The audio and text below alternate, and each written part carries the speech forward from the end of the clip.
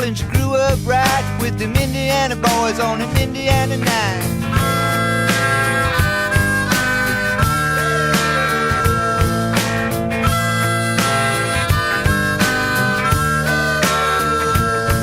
Well, she moved down here at the age of 18. She blew the boys away, it was more than they'd seen. I was introduced and we both started grooving. She said, I dig you, baby, but I got to keep moving.